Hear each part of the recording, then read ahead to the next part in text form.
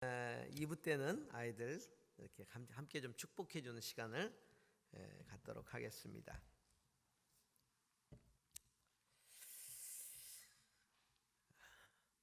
제가 이제 교회 생활을 시작했을 때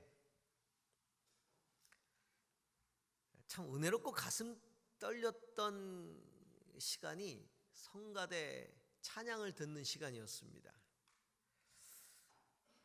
찬양이 너무 좋은 거예요. 이렇게 교회 생활을 하면서 성가대가 찬양하는 걸 이렇게 들으니까 참 좋았어요, 그때가.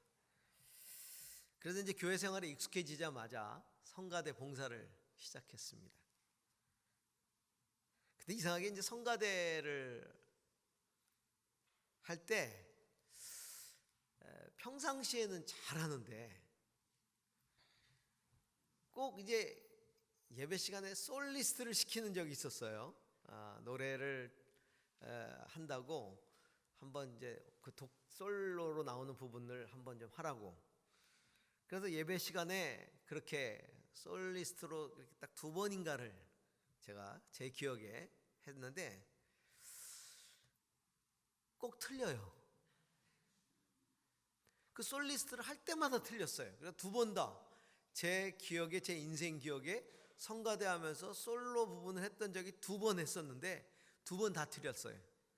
그래가지고 이 성가대 지휘하시는 성가사님이 얼마나 실망을 하셨는지, 연습 잘 해놓고 솔로 나오는 부분에 떨려가지고 그래가지고 이제 음정이 막 안 맞아서 성가대 관계된 저의 흑역사입니다. 근데 이제 성가대 시절에 많은 찬양들을 했겠죠. 수많은 찬양들을 했는데 그 가운데 지금도 가슴을 뜨겁게 하는 찬양, 제게 기억되는 찬양이 있습니다. 아마 여러분도 다 기억하실 겁니다. 이렇게 그 찬양이 가사가 그렇게 되어 있습니다. 갈멜산에서 쌓은 번제물을 불로써 태워버린 여호와여, 엘리야의 하나님은 나의 하나님, 엘리야의 하나님은 나의 하나님, 엘리야의 하나님이 우리의 하나님, 갈멜산 제단 위에 불로서 나타나신 엘리야의 하나님이 곧 나의 하나님. 내가 지금 주 앞에 울부짖나이다. 불로 응답하소서, 응답하소서. 주님은 분명히 살아계신 하나님, 간곡한 기도에 불로서 응답하소서. 엘리야의 하나님, 엘리야의 하나님, 나의 하나님. 아마 이 찬양을 다 기억하고 계실 겁니다.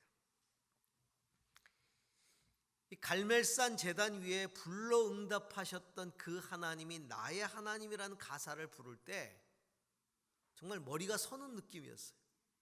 그리고 막 이렇게 세포가 깨어나는 것 같은 그런 느낌이 있었습니다. 제일 마지막에 이제 엘리야의 하나님 하잖아요. 엘리야의 하나님, 나의 하나님, 이렇게 끝을 냈는데 그거 부를 때는 막 정말 속에서 불 같은 게 확 올라오는 것 같은 그런 느낌이 있었습니다. 우리가 신앙생활 하는 데 있어서, 신앙의 길을 걸어가는 데 있어서 정말 중요한 건 내가 신앙하는 그 하나님이 정말 나의 주이시고 나의 하나님이신가 하는 겁니다. 내 주, 내 하나님으로 내가 그분을 믿는가.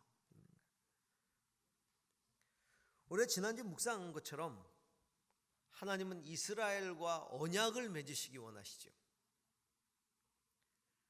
그 언약의 의미 중에 하나가 아브라함의 하나님, 이삭의 하나님, 야곱의 하나님이 내 하나님이 되시겠다는 약속이거든요. 나의 하나님이 되시기 위해서 나와 언약을 맺자는 겁니다. 조상의 하나님이 아니라 우리 할아버지, 우리 아버지 하나님이 아니라 내 하나님, 내 아내의 하나님이 아니라 나의 하나님, 그 하나님이 되도록 하기 위한 하나님의 뜻이 곧 언약이에요. 개별적으로 하나님이 찾아오시는 것이거든요. 수많은 민족 가운데 이스라엘 민족의 하나님이 되시는 거 아니? 수많은 민족 가운데 이스라엘은 수많은 사람들 가운데 나 개인과도 마찬가지입니다. 나의 하나님이 되겠다는 겁니다. 우리가 신앙생활하는 데 있어서 갈등과 고민은 내 하나님의 부재, 내 하나님이 안 계신다고 느낄 때, 그게 갈등, 고민이에요. 누군가에게는 불을 내리시는 하나님이, 누군가에게는 기적을 베푸시는 하나님입니다. 누군가에게는 치유하시는 하나님이, 누군가에게는 한없는 은혜를 주시고 회복시키시는 하나님이, 그런데 나에게는 그 하나님이 안 계신 것 같아요. 계셔도 침묵하시는 것 같지요. 그때 신앙이 흔들리는 겁니다. 왜 누구는 그렇게 많은 간증들을 하는데, 누구는 이렇게 하나님을 만났다고 하는데 왜 나에게는 안 찾아와 주시는가? 하나님 안 계신다고 느껴지는, 이때 신앙의 위기가 찾아오고 갈등이 오고, 정말 계신가 말이에요. 그래서 하나님이 그 백성들과 언약을 맺기 원하시는 거죠. 여러분, 언약이라는 건요, 실존과 이것에 대한 불신을 이어주는 다리가 언약이에요. 살아계시는데 안 믿겨질 때 그럼에도 불구하고 붙들게 만드는 게 언약이라는 거죠. 영화를 보면, 특별히 이제 외국에서 만든 영화들을 보면 가끔 이제 아빠가 어떤 특별한 임무를 띠고 목숨을 걸어야 하는 사명을 가지고 떠날 때가 있어요. 그때 아내에게 혹은 자녀에게 꼭 돌아온다 이렇게 얘기를 하죠. 그때 이 아내와 자녀들이 아빠한테 약속하라고 얘기합니다. 약속하라. 약속하라. 꼭 돌아온다고 약속하라. 그때 아빠가 내가 약속해. 꼭 돌아올게. 꼭 돌아올게. I promise. I promise. 꼭 그 약속을 합니다. 저는 그때 그 서양 영화를 보면서 참 이해하기가 어려웠어요. 왜냐하면 대개 영화에서의 I promise 하면서 떠나는 그 사명은 거의 목숨 거는 사명이거든. 뭐 적지에 가가지고 뭐 진짜 뭘 구출해 오거나 무슨 뭐 이런 것들을 할 때 I promise. 아니 저러다 죽으면 어떡하라고 저렇게 I promise 이렇게 약속을 하고 떠나냐 말이에요. 꼭 그 이 상황이 전개되는 그 상황에서는 꼭 죽을 것 같은 상황이에요. 그 사람이. 그런데 I promise 꼭 약속을 하고 떠납니다. 나중에 제가 깨달았죠. 이 I promise라고 하는 약속이라는 건 그 문화권, 그 영화가 만들어지는 서양 문화권이 약속을 워낙 중요하게 여기는 문화권이기 때문에 그 약속을 반드시 지키려고 노력한다는 것, 그것을 깨달은 거예요. 아, 저 문화권 자체가 약속을 참 중요하게 생각하는구나.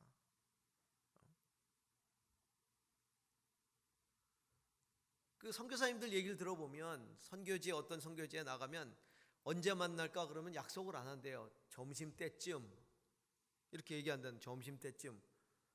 그럼 알아서 나가고 알아서 오고, 그래서 뭐 한 서너 시간, 너댓 시간은 기다리는 건 그냥 그건 보통이고, 그런 문화권이 있다는 거죠. 그런 문화권에서는 I promise라는 이걸 안 하죠. 그렇죠? 왜? 죽을지 살지도 모르는데 그 얘기를 왜 합니까? 근데 이게 약속을 굉장히 중요하게 생각하는 문화권에서는 이 약속을 하는 거죠.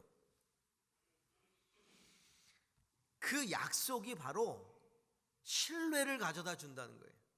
그리고 지금 없어도 살아서 돌아올 걸로, 살아있는 걸로 믿게 만든다는 겁니다. 약속이라는 건 그런 거예요. 저는 차에서 이제 라디오 음악 방송을 즐겨 듣는데, 그 음악 방송에 곡을 신청하는 사람들이 있는데 보면 주말 부부들, 혹은 뭐 해외 남편이 나가 있는 분들, 이런 분들이 이제 곡을 신청하는 경우가 있어요. 또 해외에서 공부하는 자녀들에게 노래를 신청해 주는 그런 경우들이 있는데, 그 신청곡을 보내면서 떨어져 있지만 굉장한 사랑을 담아가지고 곡을 신청해 줍니다. 그런 고백을 들을 때마다 가슴이 찡해지죠. 그들은 지금 여기 없지만 마음속에 살아있는 거예요. 마음속에 함께 있는 거예요. 마음속에 실존하는 거예요. 그걸 가능하게 만드는 게 뭐예요? 언약, 약속이란 말이에요. 남편과의 약속, 자녀와의 약속. 우리가 하나님과 언약의 관계 안에 있다는 걸 믿는다면, 하나님이 우리가 약속한 관계라는 걸 믿는다면, 우리는 어떤 경우든 어떤 상황 속에서도 하나님이 살아계시다는 걸 확신해야 합니다. 그래서 하나님이 우리와 약속하신 거예요. 어떤 상황 속에서도 어떤 경우라도 나는 살아서 너와 함께하고 있다. 그 하나님이 바로 나의 하나님이라는 것을 기대하고 기다리고 기도해야 되는 것이죠. 오늘 우리는 그 언약의 하나님을 기다리지 못하고 신뢰하지 못해서 하나님을 정말로 노엽게 만들고, 그리고 하나님을 진노해서 정말 진멸할 위기에 처했던 이스라엘 백성들의 영적인 흔들림과 그들의 죄악을 묵상합니다. 이건 인생길에 있어서 너무 중요한 문제예요. 우리의 신앙생활에 불현듯 찾아올 수 있는, 동일한 유혹을 받을 수 있는 그런 문제죠. 더더욱 하나님의 부재가 느껴지지 않는 이 시대에 정말 하나님이 살아계시나?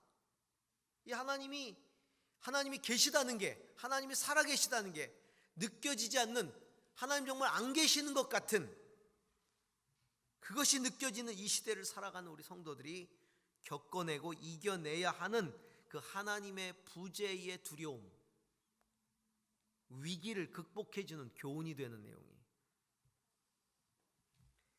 모세가 하나님의 말씀을 받으러 시내산에 올라갑니다. 그리고 내려오지 않아요. 오랫동안 백성들은 이제 아론에게 몰려가서 아론을 위협하고 요구하기 시작합니다. 1절에 이렇게 말씀하고 있습니다. 일어나서 우리를 인도할 신을 만들어 주십시오. 우리를 인도할 신을 만들어 주십시오. 우리를 이집트 땅에서 올라오게 한 모세라는 사람은 어떻게 되었는지 모릅니다.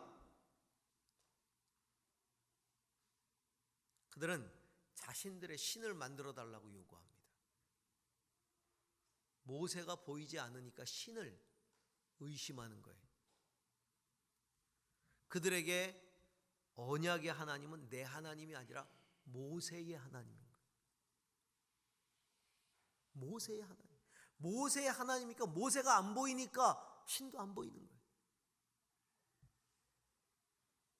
모세가 하나님하고 만나서 뭘 하는지 나는 모르겠다는 겁니다. 모세가 만나고 모세가 경험하고 있는 그 신은 필요 없다. 지금 내가 만나고 경험할 신을 만들어 달라. 이렇게 말하고 있는 거예요. 아직도 모세의 하나님, 언약의 하나님은 자기의 하나님이 되지 못하고 있는 것이죠. 여러분, 성경의 하나님이 내 하나님이 되고 있습니까?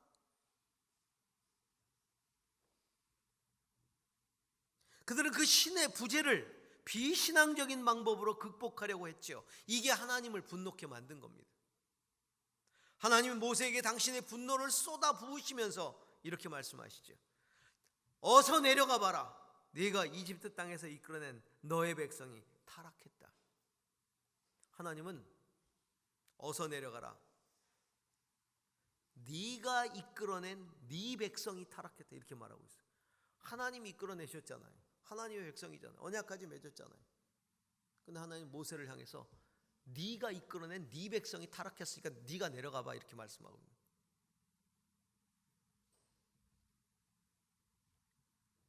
뼈가 있는 말씀이죠. 아직도 저들은 나를 그들의 하나님으로 받아들이지 않고 있다는 겁니다. 그들에게 있어서 신은 어떻게 보면 모세일 수도 있어요. 모세가 안 보이니까 모세의 신도 안 보인다는 거죠. 그러니까 신을 만들어 달라고 요구하는 겁니다. 아론은 모세가 만나고 있는 하나님이 바로 우리를 인도해 내신, 우리와 함께 하시는, 지금도 살아계시는 참된 하나님이라고 이야기해 주었어야 돼요. 그 요구에 대해서. 근데 아론은 그들의 위협에 못 이겨서, 아니 어쩌면 그렇게 올라가서 아직 내려오지 않는 그런 모세를 바라보면서 자기도 그런 마음을 가졌을 수도 있어요. 백성들 같은 마음을. 그 요구를 거절하지 못하고 장신구들을 받아가지고 그걸로 금송아지를 만들고 섬기게 만들었죠. 이렇게 하나님을 내 하나님이라고 신뢰하지 못하고 금송아지를 섬겼던 것들을 통해 그 하나님의 부재라고 하는 위기를 극복하려고 하는 그런 시도들이 주는 교훈이 뭔가, 의미가 뭔가, 오늘 이 시대에 우리가 귀담아 들어야 될 메시지입니다. 그 첫 번째는 오늘 실제 살아계시는, 현존하시는 그 하나님을 대신할 과거의 신을 찾으려는 불신앙, 이걸 경계해야 된다는 겁니다. 아론은 그들이 요구하는 신의 형상을 만들었는데 송아지 형상을 만들었어요. 왜 느닷없는 송아지 형상입니까? 나중에 모세가 내려와서 아론을 책망하고 꾸짖으니까 아론이 핑계를 대기를, 아니 금부치를 불에다 넣었더니 느닷없이 이게 나왔다, 이렇게 핑계를 대요. 자기가 만들어 놓고서는 금부치를 불에 넣었더니 이게 나왔다. 아니 이게 말이 되는 얘기예요? 금부치를 갖다 놓는데 어떻게 이게 송아지가 돼서 나옵니까? 이 느닷없이 나온 게 아니라는 겁니다. 이 송아지 형상으로 대변되는 신은요, 이집트에서 다산과 풍요의 신이라고 하는 아피스라고 하는 신, 그 신을 형상화한 게 송아지예요. 다산과 풍요의 신. 여러분, 이집트는 다신교잖아요. 여러 신을 섬겼어요. 그 신을 섬기는 이집트의 왕, 실제 권력자, 힘 있는 사람, 파라오도 역시 신이었단 말이죠. 애굽에서, 이집트에서 노예로 오랫동안 살았던 이스라엘 백성들은 그 애굽의 찬란한 문명, 부요, 힘을 대변하는 눈에 보이는 제왕이었던 신과 같은 존재 파라오가 섬기는 그 신, 황소로 형상화되었던 그 신 아피스의 그 권세 아래 있었던 사람들이,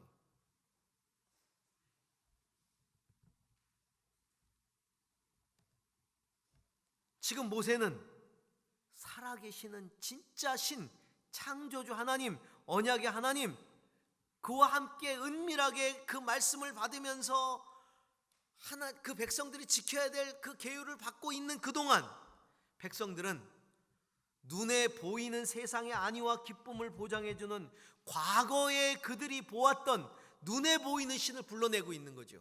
과거에 그들이 보았던 그 눈에 보이는 신, 그 이집트에서 다산과 풍요를 보장해주는 그 신의 형상을 불러내고 있는 거예요. 과거의 신을. 현존하는 신이 아니라, 왜냐하면 현존하는 신은 눈에 안 보이거든. 눈에 보이는 신을 불러내는 거예요. 과거에 섬겼다. 하나님이 느껴지지 않는다고 예수 믿기 전에 내가 섬긴 눈에 보이는 신을 다시 불러내고 섬기고 현실의 보장을 요구하고 있다. 이게 실제적인 우리의 삶의 모습들이라는 거죠. 신앙생활하다가 하나님이 느껴지지 않을 때, 보여지지 않을 때, 하나님이 역사한다고 내가 생각할 수 없을 때, 우리는 내가 예수 믿기 전에 내게 영향을 끼쳤던 그 힘 있는 신을 불러내곤 한다니까요. 믿기 전에 내가 섬겼던 힘 있는 재물의 신, 권력의 신, 지식의 신, 명예의 신, 인기의 신, 그걸 다시 불러내는 거예요. 종종 우리는 하나님이 느껴지지 않는 그 하나님의 부재를 신앙으로 극복하지 못하고 그것들로 돌아가는 신자들을 만나게 됩니다. 저 역시도 그런 유혹을 받았던 적도 있고 그렇게 돌아갔던 적들도 신앙생활하면서 여러 번 있었어요. 성도 여러분, 언약의 하나님을 우리가 온전히 신뢰하지 않으면 언제든지 과거에 내가 의지하던 그 신으로 돌아갈 수 있음을 알고 우리는 영적으로 깨어 있어야 합니다. 영적 지도자의 역할이 뭐예요? 보이는 것들로 그들을 위로하는 게 아니라 보이지 않지만 지금도 함께 하시는 그 하나님의 언약을 잊지 않고 그 하나님을 신뢰하도록 이끄는 게 영적 지도자의 역할 아니겠습니까? 자, 두 번째로 오늘 이 사건이 우리에게 주는 교훈, 의미는 하나님의 이름으로 황소를 섬기는 혼합주의의 불신앙을 경계하라는 겁니다. 오늘 아론과 그 백성들이 하는 행위를 살펴보십시오. 그들은 송아지를 만들어 놓고 이 신이 너희를 이집트 땅에서 이끌어낸 너희의 신이다. 내일 주님의 절기를 지킵시다. 그렇게 말하면서 제단을 쌓고 번제와 화목제를 드리고 먹고 마시고 즐거워했다 이렇게 말하고 있어요. 자, 하나님이 그들을 이끌어내셨다는 건 그 누구보다도 생생하게 체험했던 사람들이에요. 그들은 야훼 하나님을 통해서 출애굽했고 그리고 하나님의 인도함을 따라 여기까지 온 사람들이. 그런데 황소를 만들어 놓고 이 신이 우리를 애굽에서 이끌어냈다. 우리가 주님의 절기를 지키자. 주님의 절기를 지키자 이렇게 말하는. 주님의 절기를 지키자. 아니 정말 황소가 이끌었다고 믿어가지고 그렇게 했을까요? 그게 아니에요. 마음으로는 황소를 예배하면서 행위로는 하나님을 찬양하고 있는 것이죠. 이게 혼합주의 신앙이에요. 뭐냐면 황소에 하나님을 앉혀놓고 예배하는 겁니다. 황소에 하나님을 앉혀놓고 예배하는 거예요. 하나님 안 보이니까, 하나님 안 계시다고 느껴지니까 눈에 보이는 신인 황소를 앉혀놓고 우리는 이 형상화된 이것을 여호와 하나님으로 믿고 예배할 거야. 그러니까 화목제도 드리고 번제도 드리고, 사실 황소에게 화목제 드리고 번제 드린 건 아니거든. 하나님에게 화목제 드리고 번제 드린다고 하지만, 근데 정말 실제로 그들이 예배한 것은 황소 위에 있는 하나님이었을까요? 아니면 하나님으로 형상화한 황소를 예배했을까요? 그들의 예배는 황소를 예배한 거예요. 황금소.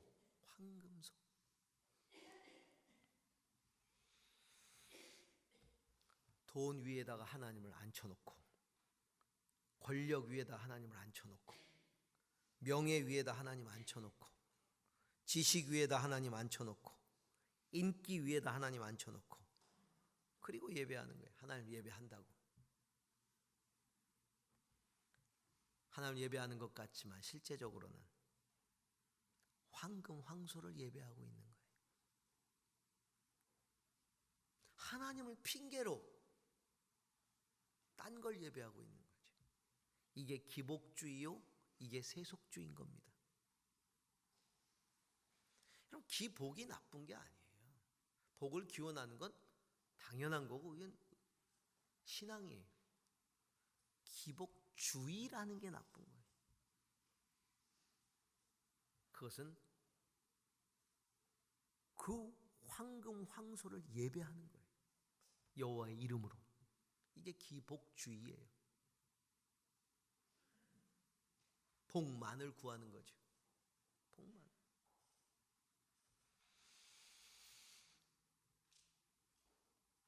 눈에 보이는 것들로 신앙을 평가하고 하나님을 이야기하는 겁니다.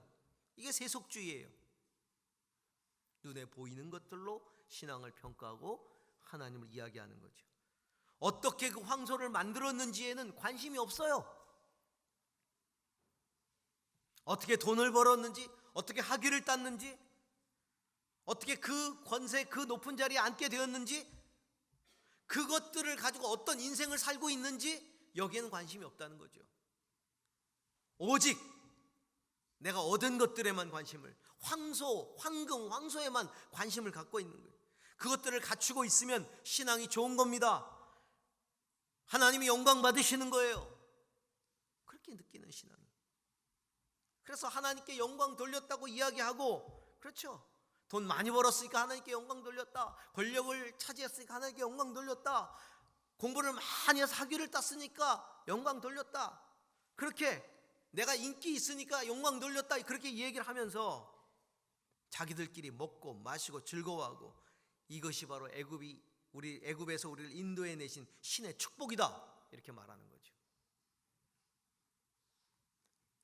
성도 여러분, 하나님이 그렇게 황소 위에 앉아서 예배 받으시는 걸 즐거워하실까요? 절대 아니죠.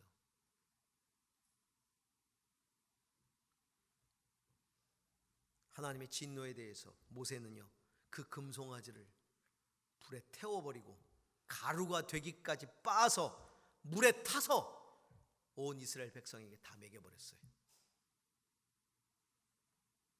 결국 그것은 하나님이 주신 복을 먹고 마시는 게 아니라 죄악을 먹고 마시는 것이다 말씀하신 거예요. 이게 혼합주의, 세속주의 신앙의 결론입니다. 여러분, 보이지 않는 하나님만을 섬기는 순수 신앙이 필요한 겁니다. 황소탄 여호와는 필요 없습니다. 오직 보이지 않는 야훼 하나님만을 섬겨야 됩니다.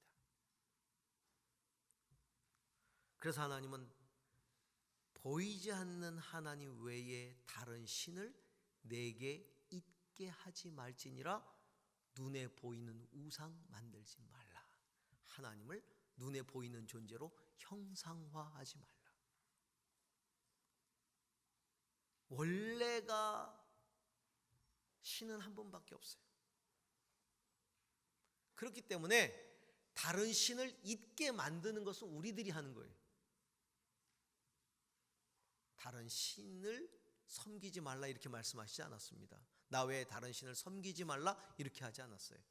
나 외에 다른 신을 내게 잊게 하지 말지니라.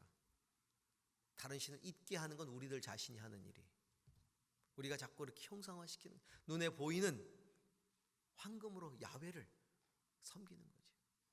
그 황금 송아지를 섬기면서. 히브리서 기자는 이렇게 말합니다. 믿음은 바라는 것들의 확신이요 보이지 않는 것들의 증거입니다. 믿음으로 우리는 세상이 하나님의 말씀으로 지어졌다는 걸 깨닫습니다. 보이는 것은 나타나 있는 것에서 된 것이 아닙니다. 눈에 보이는 모든 존재들은 보이지 않는 하나님으로부터 왔기 때문에 보이지 않는 하나님을 섬겨야 된다고 말씀하고, 그게 신앙이다. 그게 신앙이다. 혼합주의의 불신앙을 경계하라. 자, 오늘 이 전체의 기사 가운데 또 우리가 깨닫게 되는 또 한 가지 교훈은, 살아계시는 하나님과의 그 언약을 회복시키는 중보자의 삶에 대해서 배우게 됩니다. 아론은 보이는 신을 만들어줬어요. 그리고 백성들을 하나님과 언약에서 끊어지게 만들었습니다. 이게 아론이 한 일이에요. 보이는 신을 만들어주고 보이지 않는 하나님과의 언약 관계에서 끊어지게 만든 것. 근데 모세는 어떻게 돼요? 보이는 신을 다 없애버리고 다시 보이지 않는 하나님과 언약의 관계를 회복할 수 있도록 간절히 중보기도 했죠. 하나님이 얼마나 화나셨냐면 백성들을 진멸해버리겠다. 당신과 언약 맺은 백성들을 다 진멸시켜버리겠다.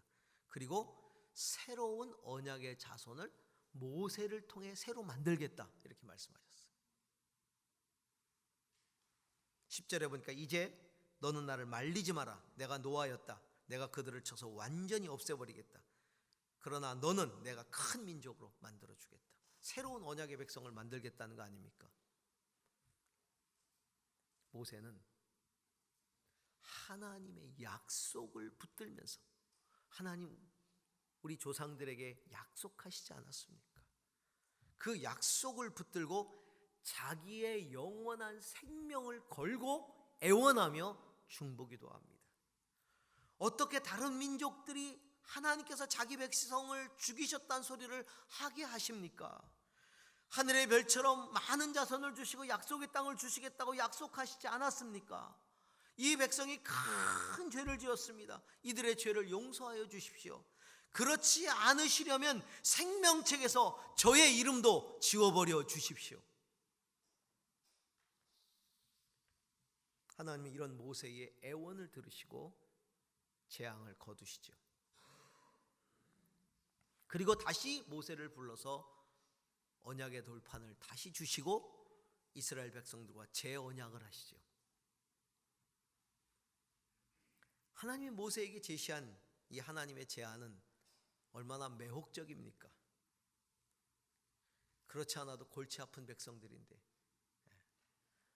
모세에게는 얼마나 그렇지 않아도 골치 아픈 백성들이 이참에 그냥 다 쓸어버리시고 제가 잘 우리 후손들 제대로 교육시킬 테니까 좀 주님 제대로 가십시다 우리. 그러고 싶은 마음이 여기서 막 솟아오르지 않습니까? 그런데 모세는 하나님의 이름과 하나님의 영광을 위해서 자기의 영원한 생명을 걸고 백성들을 위해 간절한 애원의 중보를 하고 있습니다. 보이는 안위를 선택하지 않고 보이지 않는 하나님의 영광과 그 나라를 구하는 게 신앙입니다. 그런 신앙을 가지고 살아가는 길이 신앙 생활입니다. 신앙의 길입니다. 종종 우리는 신앙의 길을 같이 걸어가면서도 하나님이 진멸해 버리셨으면 좋을 것 같은 사람들을 만납니다. 그렇죠? 교회 안에도 있고 교회 밖에도 있어요. 정말 하나님이 싹 쓸어가 버리셨으면 좋겠어요. 그런 마음이 들 때가 있잖아요. 근데 우리는 그들을 위해서 중보하고 기도해야 합니다. 그래서 온 인류를 구원하시고자 하신 하나님의 뜻이 지속적으로 성취되도록 기도해야 되는 것이죠. 오늘도 참 많은 사람들이 우리를 위하여 보이는 신을 만들어 달라고 아우성치고 있습니다. 신을 만들어 달라. 사람을 신격화하기도 하고 어떤 보이는 힘을 신격화하기도 하고 어떤 사람은 문화를 신격화하기도 하고, 그래서 보이는 신을 만들어 달라고 아우성치고 있어요. 그들의 협박과 유혹에 넘어가서는 안 됩니다. 신앙의 길을 걸어가면서 하나님의 부재를 경험할 때 우리는 어떤 선택을 해야 할까요? 아론처럼 행할 것입니까? 모세처럼 행할 것입니까? 보이는 나의 신을 만들어주고 그들의 신을 만들어줄 것입니까? 아니면 나를 창조하시고 이끄시는 보이지 않는 하나님을 섬기고 또한 그 하나님을 섬기게 할 것입니까? 선택은 저와 여러분의 몫입니다. 기도하겠습니다.